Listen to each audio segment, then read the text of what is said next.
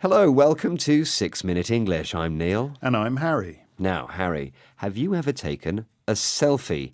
That's a photo of yourself, usually with your mobile phone. Yes, I have. I've taken them all over London with my children.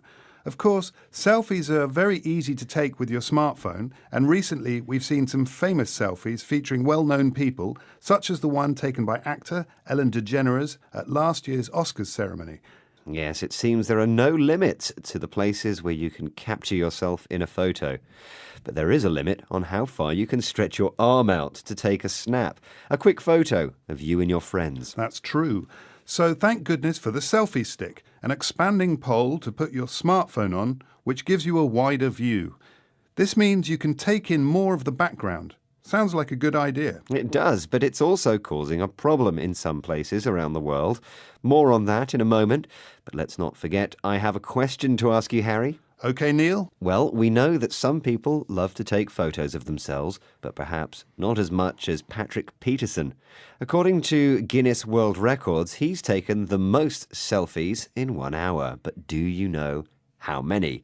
Is it A, 449, B, 1,449, or C, 2,449? Well, I guess he's got to move and be in a different position, so I'm not going to go for the highest one. I'm going to say 1,449. OK, well, we'll find out the answer at the end of the programme. But now, let's talk more about the dangers of the selfie stick. They can certainly be useful for taking photos from a different viewpoint, and it does mean that you get more people in your photo. Sales of the selfie stick have soared or risen quickly since last year, and they are now a common sight at tourist destinations.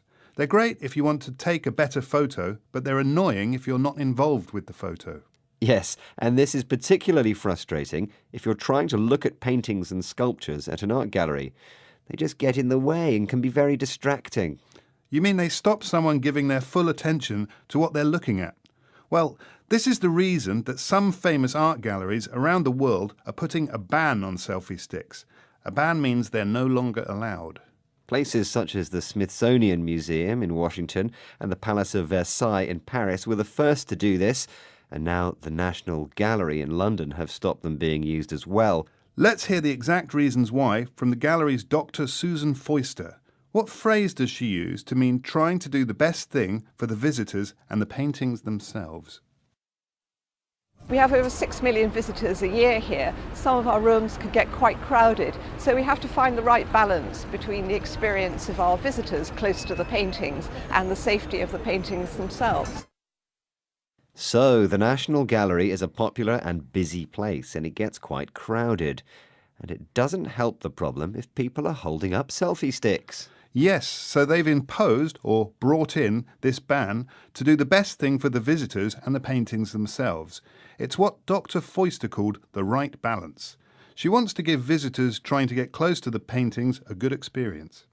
And she makes the point that there's a risk that the painting, which can be worth millions of pounds, could be damaged by one of these sticks. Of course, you're still allowed to take a selfie, and some museums are sticking their neck out and still allowing people to use them. Ah, a good idiom there, Harry. You mean they're doing something that other people may not like. Yes, places such as the ICA, that's the Institute for Contemporary Art in London, say selfie sticks are part of modern-day life. Here's Catherine Stout, head of programmes at the ICA. How does she describe the type of visitors who go to her gallery? We are very happy for our visitors to take their own photographs for personal use. Of course, we always secure the artist's permission, but actually because we have a very young audience, they're completely engaged with social media and want to use that forum to connect with each other, to share their experiences. If they wish to use a stick, they're very welcome to do so, as long as obviously the artworks are not damaged in any way. So, the people who visit that gallery are young and use social media a lot. They are engaged with it, and they like to share their experiences. This means taking photos on their smartphones, and if they want to use a selfie stick, then they're welcome to do so. Just watch out where you stick it.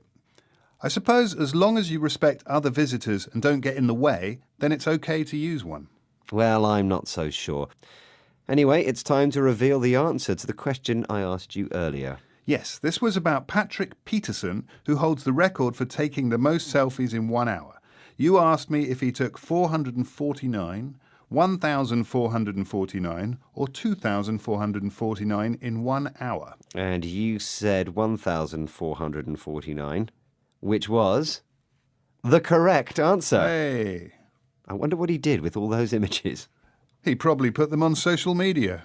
Well, we need to stick to our 6 minutes of English, but just before we run out of time, could you remind us of some of the vocabulary we've used today, Harry? Yes, we had selfie, capture, a snap, selfie stick, viewpoint, sword, distracting, a ban, imposed, sticking their neck out, engaged.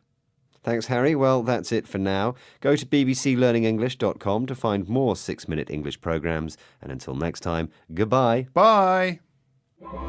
6 Minute English from the